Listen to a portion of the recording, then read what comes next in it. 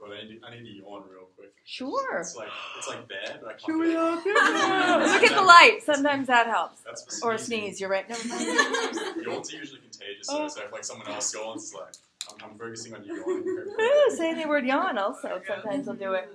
You ever read the book The Tipping Point? What's that one about? Not yet. Oh, I yeah. haven't. Sounds familiar. What's it about? It's like a Malcolm Gladwell book that really talks about this idea of how one thing spurs another. And it starts with the concept of yawn. And I mean, the first word on the book is yawn. And then it's like, how many of you just yawn? Just by saying the word, it can strike a series of events. In conclusion, let's hear about you.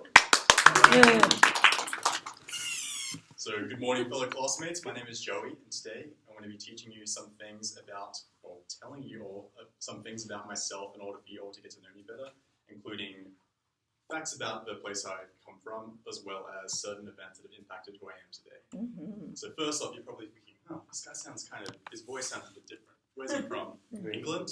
No. I'm from a place called Australia, way down under. So, by a show of hands, has anyone been to Australia?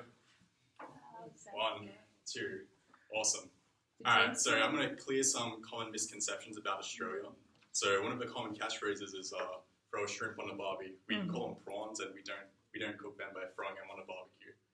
Barbie is a shortened word for barbecue. So we'll shorten things a lot over there. Instead of saying do a U-turn, we'll say chuck a Yui. And instead of going to a service station or a gas station, we'll say servo or gasso. Or instead of saying good afternoon, we'll say good arvo. Foods like avocado will shorten by saying avo. But Australia is a very beautiful country.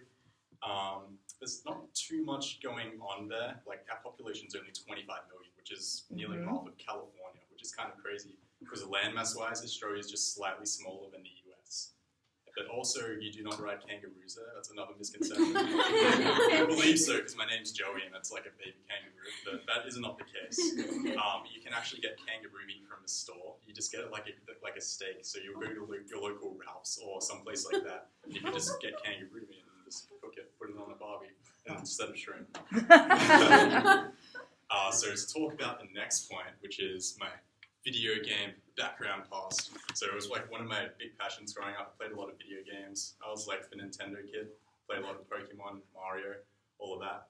And towards the later ends of high school, I got very into computer gaming, online gaming, like super obsessed. I played this one game called Team Fortress 2. It's this game on Steam, so it's mainly like computer based. But it was a first-person shooter, and I got really involved with it. And it kind of went in conjunction with when I finished high school or towards the later ends. So I was in a place in high school where I didn't really know what I wanted to do because one year in high school you ask for permission to go to the bathroom, and then the next year it's very daunting. It's like, what are you going to do for the rest of your life? You suck. So my parents didn't go to college, my mom and my stepfather, and they wanted me to go to college, but I didn't really know what I wanted to do. So I just chose an IT degree to go study. And I was very confused at the time. I'm like, computers are the way of the future. I'm just going to do this. But in my recreational time, I was always on a computer, and then I was going to school learning about computers. So it was kind of a weird headspace shift for me. That I was in college, but I wasn't really taking it super seriously. I was mostly involved with my video game that I was playing. So an average week for me playing this game was about 50 hours per week. But also, like, that doesn't even count the amount of time I was thinking about it. And also, I was just watching videos on how to get better because I played the competitive side. So towards the end of my career, because I had a really good work ethic in the video game, not so much school. So find out what you want to do, but why. And it wasn't rewarding any financial yield in the end.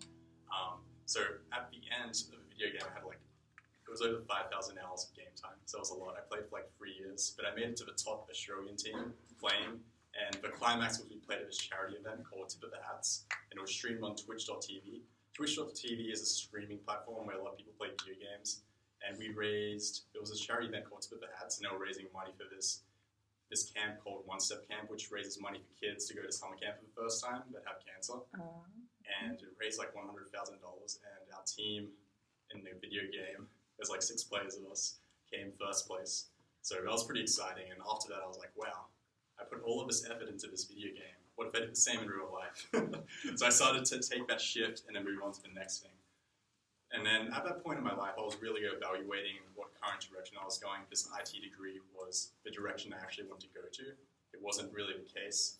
So the one thing that always daunted me when I was younger is my relationship with my father. I only saw him once when I was like a one-year-old kid. I don't really remember that at all. And he came to see me in Australia when I was 11. So it was something always at the back of my mind. We were in communication through emails, phone calls, and since he couldn't be there to actually raise me, his idea of raising me was sending me self-development books like Think and Grow Rich, From Poverty to Power, all of his books. And I was a kid at the time, so like I just want to play video games and do kid stuff. But later on towards life, after the whole video game phase, and I started really taking a look at it, it kind of impacted me much more. And then I started looking at this option. And it's something that I always feared coming to go see him. He lived in the US. I have a big family in the US and Australia. My mom's side of the family, so I'm the only one from the same mom and dad. My mom had 4 kids after me, and then my father's side, there's 4 kids on that side. That I'd never met them before, and my big wake-up call was once he was biking in Portland, Oregon, actually, and he got in a bike accident because he wasn't wearing a helmet. He was riding his bicycle, and he got stuck between the train tracks, and then he fell and hit his head. So that was kind of my big wake-up call. I'm like, wow, I don't want to grow up one day as an 80-year-old or 6-year-old living a life of regret. So that's when I decided to actually go visit him. And what actually gave me that confidence in the beginning was by going to the gym, because one of my friends, Kevin, like really good friend, he got me into the gym. He's like, hey, Joe, you should come. And I was very, very insecure at that point, but that actually gave me enough confidence. And from doing that for a set amount of time, seeing physical changes in my body, but more so the mental feeling after you do it, I made a phone call to him after that, and I said, hey, I want to come visit you. So super scary decision. I made that decision a few months beforehand, and then I came to the US for the first time in December 2015, and it completely changed my life. I was just greeted by my siblings here with so much love, and they just fully accepted me. And actually, one of my siblings here that lives in the US, because they kind of live all around. I have siblings in Texas, one brother lives in Florida, and then my older sister, Tammy, she lives in Los Angeles, California. And then I came and visited a year later as well. It was about January 2016, and then January 2017. And she's like, hey, Joey, why don't you just come live here at Santa Monica? I'm like, and then I remember my trip was initially planned for 2 weeks around this area. I'll just walk around the streets, and I extended it once more. Like, literally, I would walk around at nighttime in the sketchiest neighborhoods. Like, where do I see myself 5 years from now living in Australia or here? Because Australia is a very safe place. There's not much challenge, at least the area I'm from. It was a suburban area.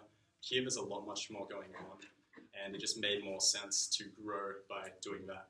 So I finally made the decision, and I moved here in 2017, midway through the year, so July.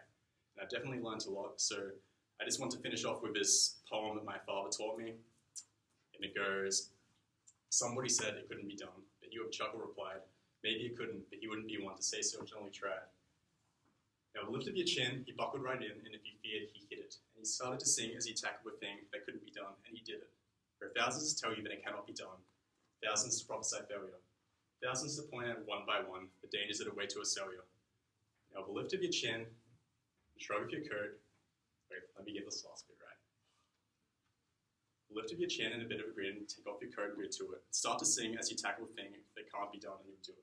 Also, you can just change that he to a she. That's what my sister does. But thank you so much for listening, and yeah, happy to be this class.